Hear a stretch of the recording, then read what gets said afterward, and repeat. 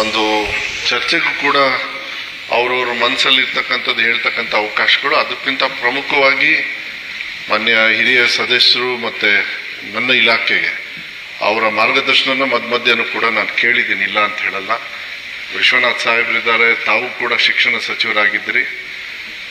ನನಗೆ ಚೆನ್ನಾಗಿ ಗೊತ್ತಿದೆ, ನೀವೆಲ್ಲರೂ ಕೂಡ ಭಾಳ ಐತಿಹಾಸಿಕವಾಗಿರ್ತಕ್ಕಂಥ ನಿರ್ಧಾರಗಳನ್ನು ನಿಮ್ಮ ಸಮಯದಲ್ಲಿ ನೀವು ತಗೊಂಡಿದ್ದೀರಿ, ಅವತ್ತಿನ ಇರ್ತಕ್ಕಂಥ ಒಂದು ವ್ಯವಸ್ಥೆಯಲ್ಲಿ.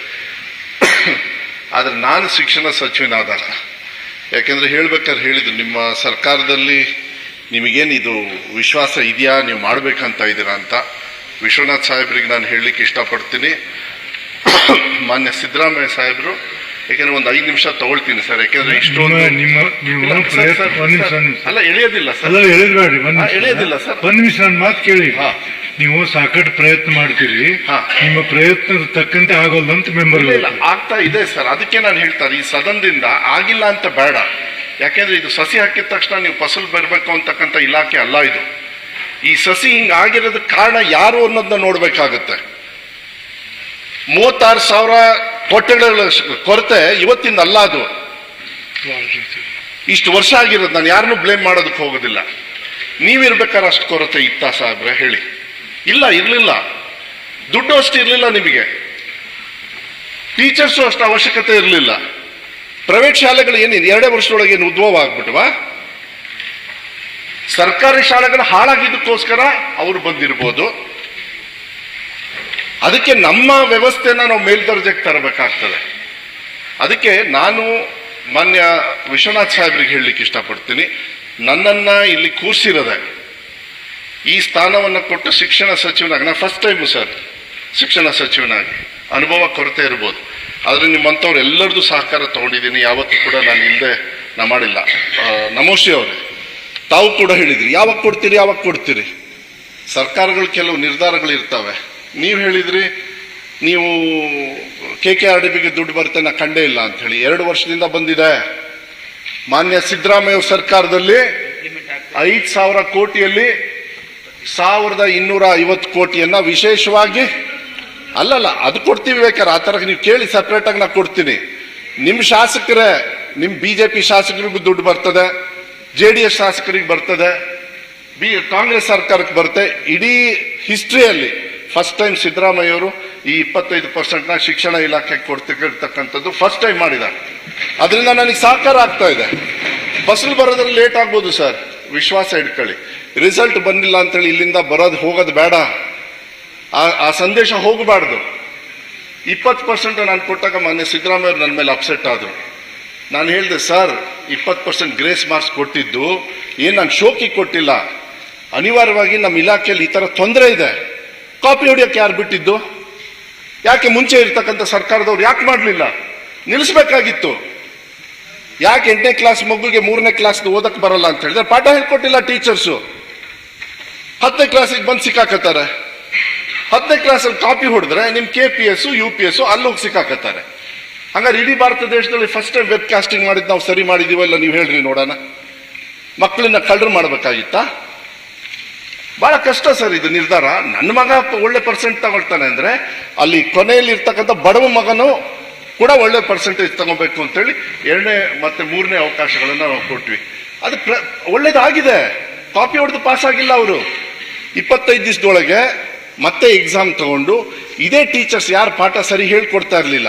ಬಿಕಾಸ್ ದ ಬೆಸ್ಟ್ ಟೀಚರ್ಸ್ ಎಲ್ಲಿದ್ದಾರೆ ಅಂದರೆ ಸರ್ ಸರ್ಕಾರಿ ಶಾಲೆಯಲ್ಲಿ ಮಾತ್ರ ಇರೋದು, ಪ್ರೈವೇಟಲ್ಲಿ ಮತ್ತು ಅನುದಾನಿತ ಶಾಲೆಯಲ್ಲಿ ಇಲ್ಲ. ನಾನು ಈ ಸದನದಿಂದ ನಾನು ಆ ಸಂದೇಶವನ್ನು ಕೊಡಲಿಕ್ಕೆ, ಯಾಕೆಂದರೆ ಸಾಕಷ್ಟು ಜನರು ನೀವು ಟೀಚರ್ಸಿಂದ ಗೆದ್ದಿದ್ದೀರಿ, ಗ್ರಾಜ್ಯುಯೇಷನ್ ಗೆದ್ದಿರಿ, ಇಲ್ಲೆಲ್ಲ ಟೀಚರ್ಸ್ ಇದರಿಂದ ಗೆದ್ದಿದ್ದೀರಿ. ಅದಕ್ಕೆ ನಾನು ಅವ್ರಿಗೆ ಆ ತಪ್ಪು ಸಂದೇಶ ಹೋಗಬಾರ್ದು.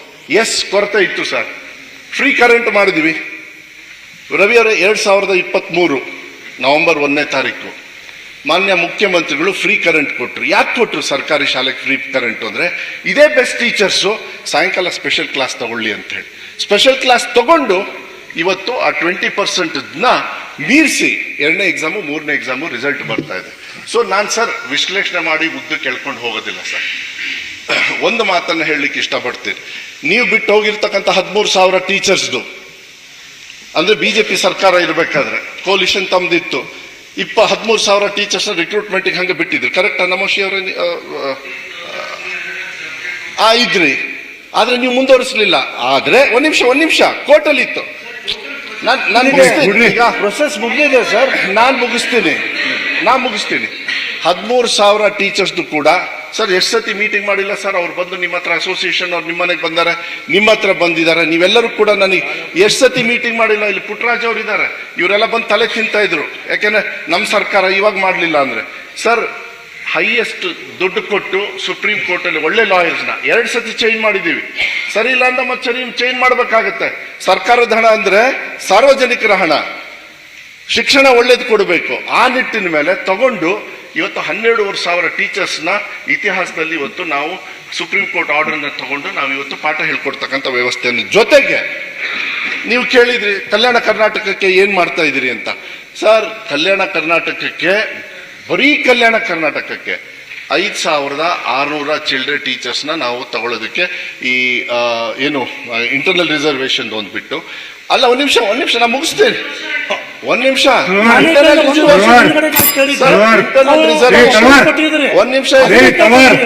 ಒಂದು ವರ್ಷ ಆಗಿಲ್ಲ. ನಿಮ್ಮ ಮಾಹಿತಿ ತಪ್ಪು. ನಾನು ಹೇಳ್ತೀನಿ. ನಾನು ಇಲ್ಲ ಕ್ಯಾಬಿನೆಟ್ ಕೇಳಿ ನಾ ಕರೆದವನಿ ಹೊತ್ತು ಮಾತಾಡಿದ್ರೆ ಬೇರೆ ಆಗ್ತಿದೆ. ಮಾನ್ಯ ಅಧ್ಯಕ್ಷ ಕಿಮ್ಮತ್ ಆಯ್ತಿಲ್ಲ ನಿಮಗೆ? ಮಾನ್ಯ ಅಧ್ಯಕ್ಷ 2 ನಿಮಿಷ ನಾನು ಕೇಳ್ತಾ ಬರ್ರಿ. ಇಲ್ಲ ಮಾತಾಡಿದ್ರೆ ಮಾನ್ಯ ಅಧ್ಯಕ್ಷ ಅವ್ರ ಮಾಹಿತಿ ತಪ್ಪು. ಯಾಕೆಂದ್ರೆ ಫೆಬ್ರವರಿಯಲ್ಲಿ ಕ್ಯಾಬಿನೆಟ್ ಮೀಟಿಂಗ್ ನಡೀತು ಕಲಬುರಗಿಯಲ್ಲಿ.